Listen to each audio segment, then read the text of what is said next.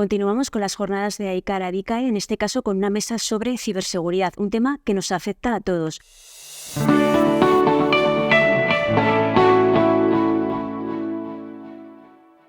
Por poner algunos datos sobre la mesa, los incidentes de ciberseguridad en 2023 han aumentado un 24% según los datos de INCIBE, el Instituto Nacional de Ciberseguridad.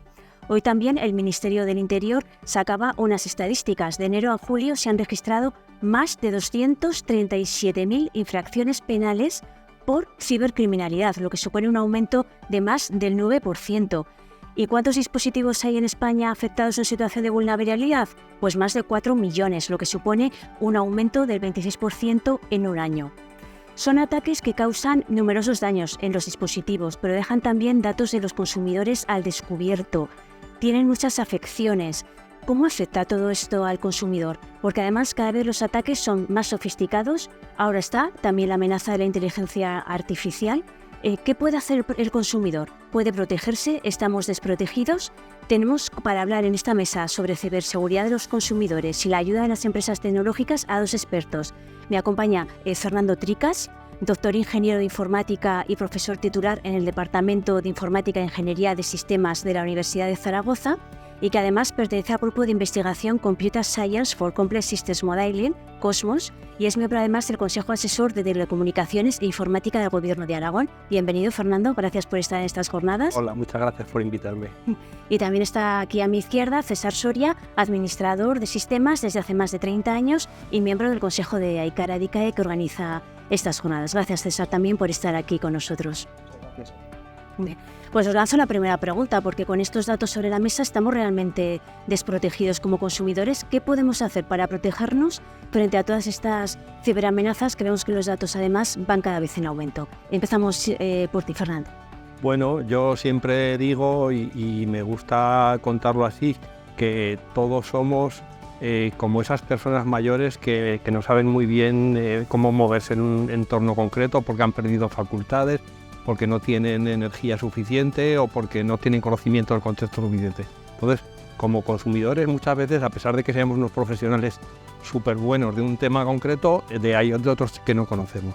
Por lo tanto, el primer consejo que yo siempre doy es prudencia, calma, tranquilidad. Venimos de hace muy poquitos años, donde hacer una transacción en el banco suponía ir a la oficina, hacer una cola, esperar un tiempo, y al final la hacíamos. Ahora de pronto, como la podemos hacer en 3 segundos, hemos bajado absolutamente las defensas, no miramos nada y le damos al que sí inmediatamente. Muchas veces estas peticiones que nos llegan en momentos en que estamos pensando en otra cosa, estamos despistados, estamos un poco concentrados y parece que la realidad nos obliga a hacer las cosas mucho más rápido de lo que es necesario. Entonces, como primer mensaje, calma, tranquilidad, en caso de duda, preguntar a alguien que sepa, preguntar a nuestro banco, preguntar al proveedor de energía, preguntar a quien sea para que nos explique mejor eso que bueno, si ayer no estaba y hoy dentro de 5 minutos tampoco está, pues no pasará nada. Si en vez de resolverlo hoy lo resolvemos mañana, estaremos mucho más tranquilos y probablemente más seguros. César, por tu experiencia, que además también das charlas a colegios, a jóvenes, no sé si aquí hay conciencia de si estamos desprotegidos y qué les recomiendas. La gente se siente desprotegida. De hecho, incluso asumen que su exposición es inevitable, que creo que eso es algo que debemos combatir, porque hay una serie de riesgos que antes no estaban, igual que hay una serie de posibilidades que antes no estaban, pero la gente asume que las cosas son como son y que no puede hacer nada para cambiarlas. Intenta tener cuidado, pero está viviendo en un mundo que no alcanza a comprender, ¿vale? Y tampoco se toman las medidas estructurales adecuadas para proteger a la población, a los consumidores, a los ciudadanos, a los elementos estratégicos que sostienen las infraestructuras del país.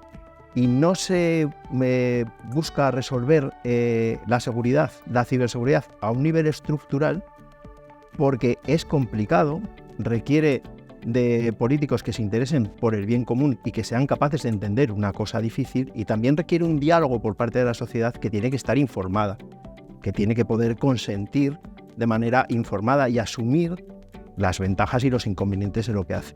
La gente en general ha aprendido a estar indefenso.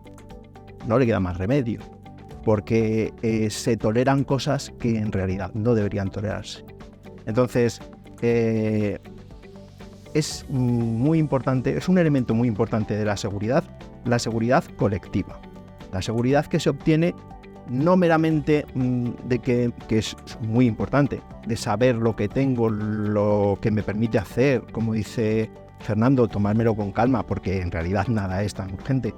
No solo esa responsabilidad individual, sino también darnos cuenta que debemos organizarnos para conseguir estructuras que nos defiendan a todos. Vamos a hablar sobre inteligencia artificial, que es uno de los temas ahora que está muy en boga.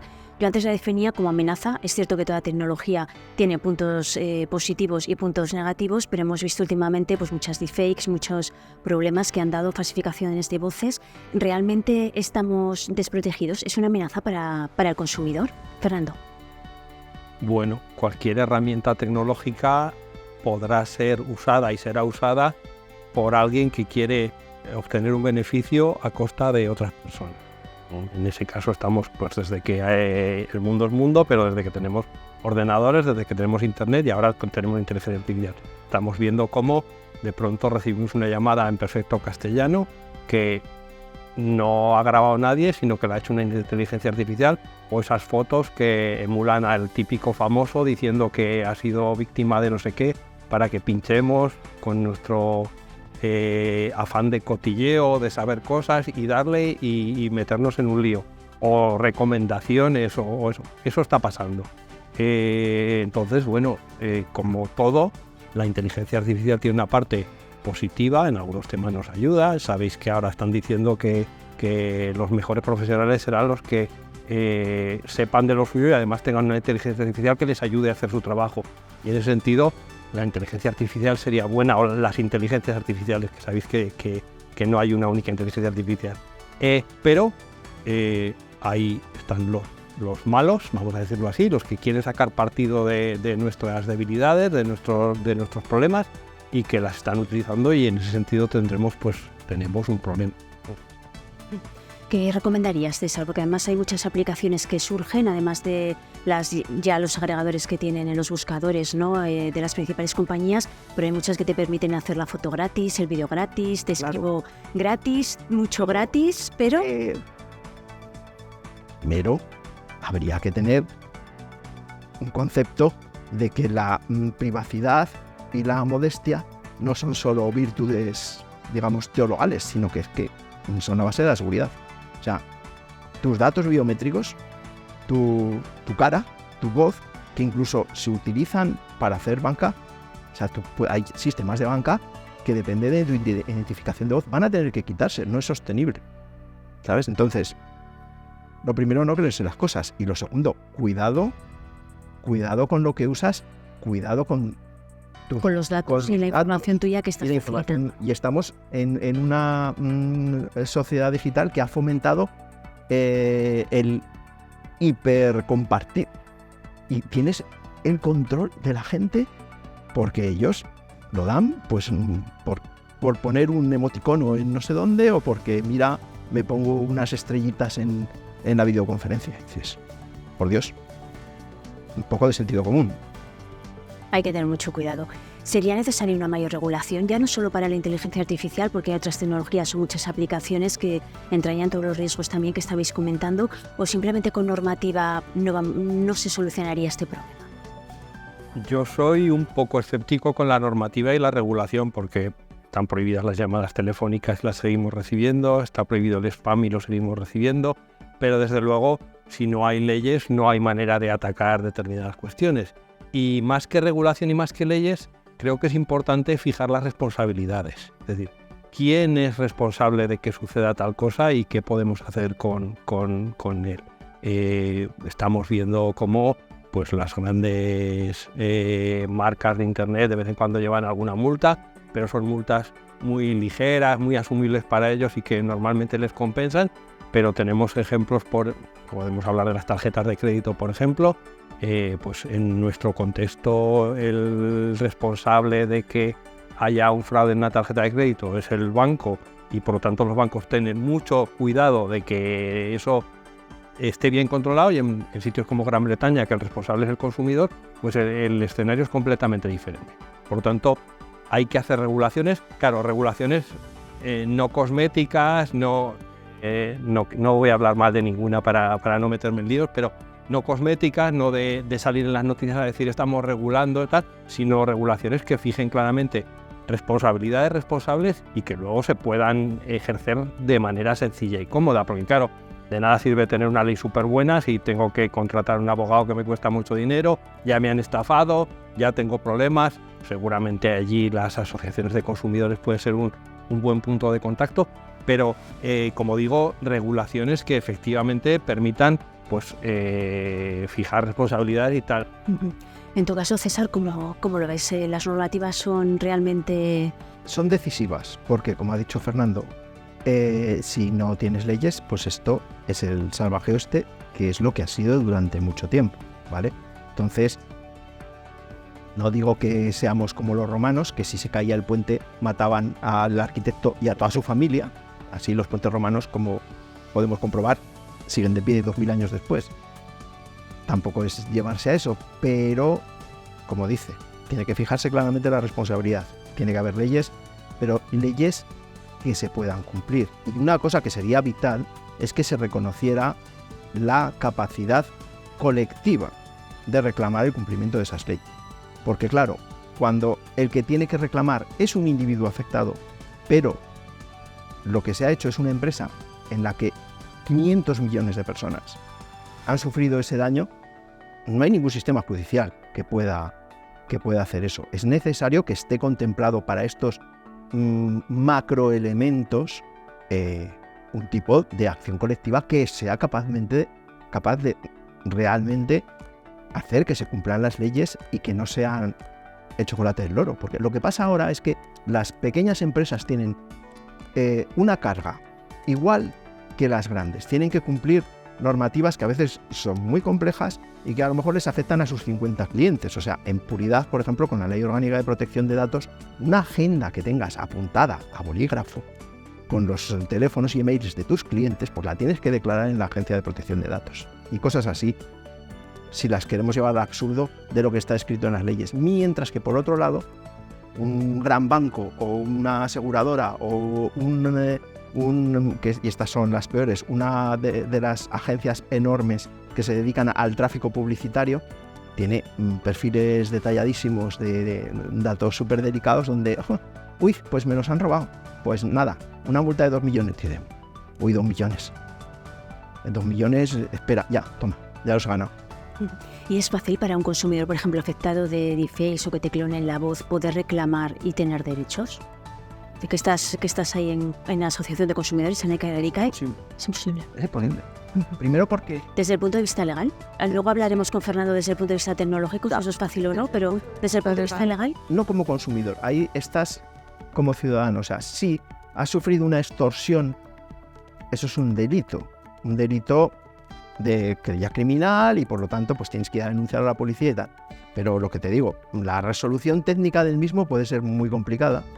Y si es un caso en el que luego tienes que ir, no, es que esta compañía, lo que te digo, está en Ulan Bator y se aplica la ley de Mongolia y tú.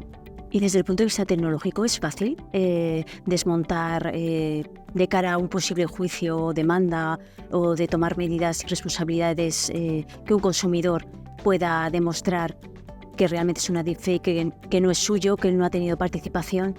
En general puede ser posible para una persona técnica y competente, pero cada vez lo va a ser más y es más complicado.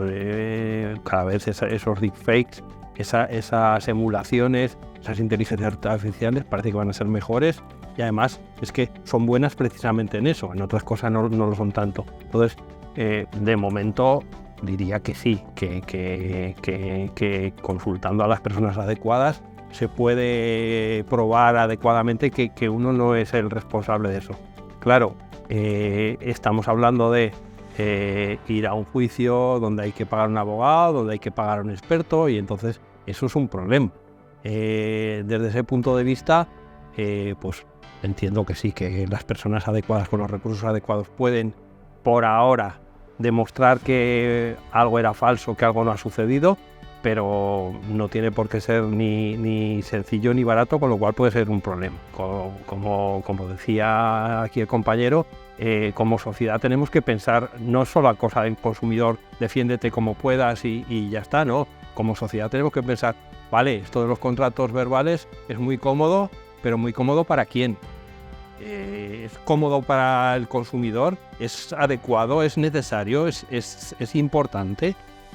Porque ya digo, igual, oye, vale la pena, si es necesario restringirlo a unos casos concretos, tasados, adecuados, y bueno, pues tú si no, ve a la oficina o utiliza tu certificado digital o hazlo de una manera que sea menos susceptible de correr riesgo.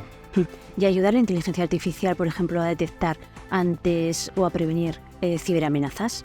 ¿Puede ser un uso de esos positivos, de esa parte positiva de la tecnología? Sí, la inteligencia artificial también nos protegerá, pero allí siempre vamos a ir, por muy listos que seamos, un paso por detrás, porque es que el malo, con que encuentre un huequecillo, ya lo tiene.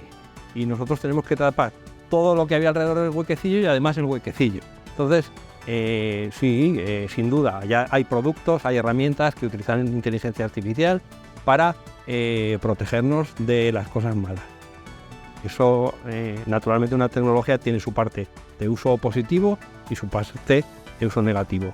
Y como él decía, el problema de la parte negativa es que cualquier fallo o defecto que encuentre, por ahí se va a meter. Fijaros que una conclusión que podríamos sacar es: no publiques fotos tuyas en internet, no publiques tu voz, porque alguien la va a clonar. Pero claro, si no hay ninguna foto tuya en internet, todavía es más fácil emularte, porque no saben ni cómo eres. Hemos visto también que muchos ataques dejan datos al descubierto, los que han sucedido, por ejemplo, a sistemas sanitarios, redes eléctricas.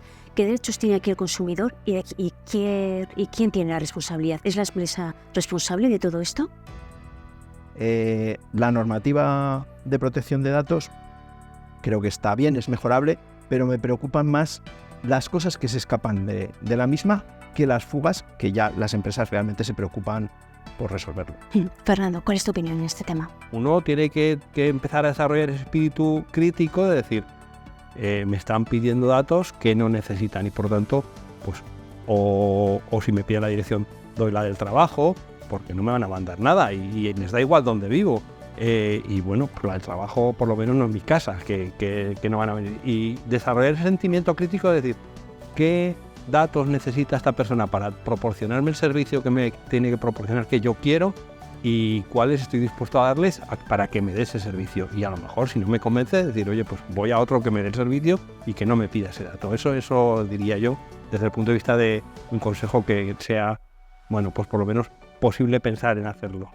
Ya vamos a llegar a la recta final y no tenemos que hablar de phishing y de otras amenazas a través de aplicaciones móviles o bancas electrónicas, aplicaciones de pago. ¿Cómo nos protegemos como consumidores? ¿Qué cuidado hay que tener?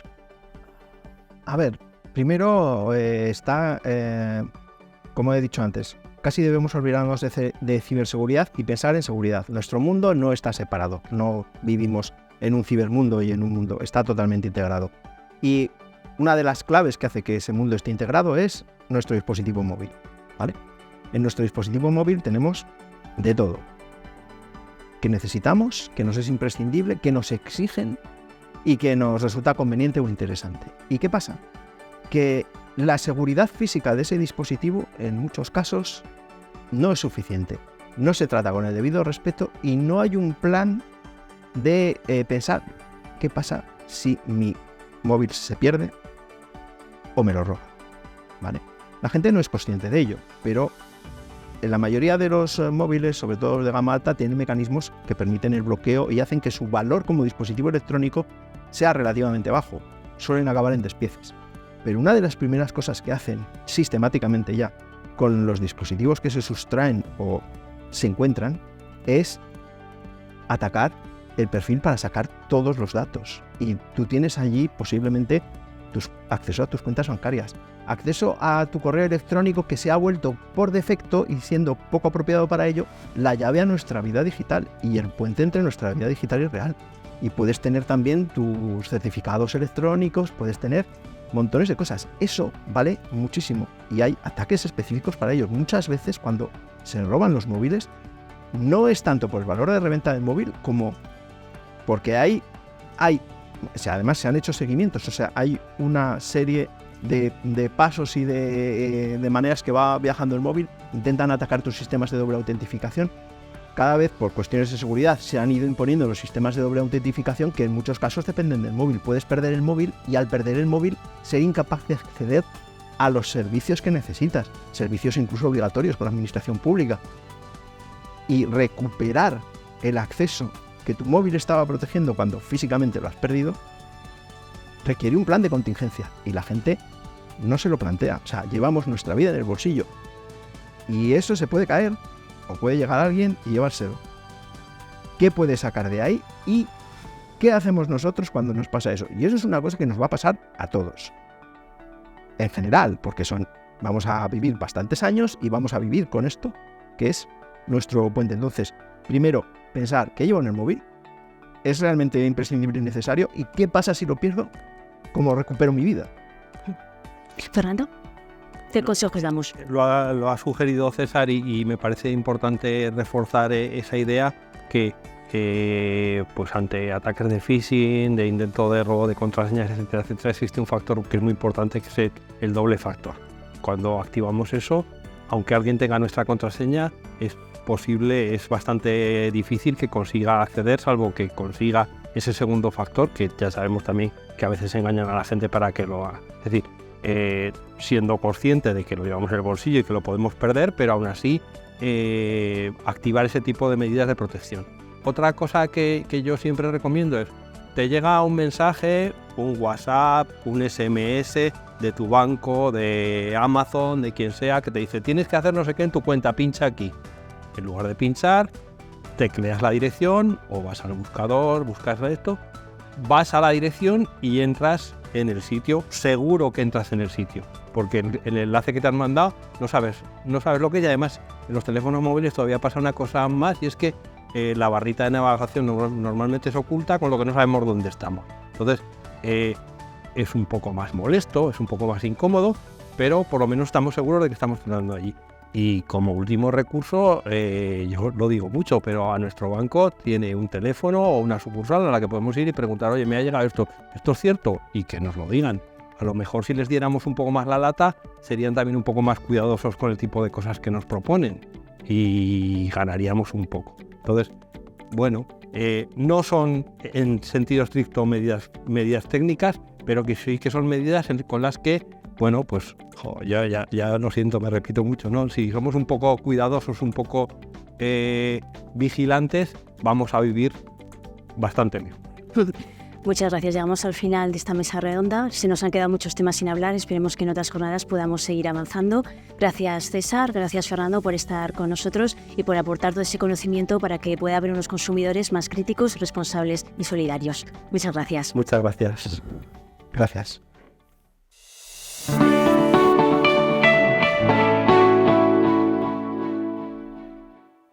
Colabora Gobierno de Aragón.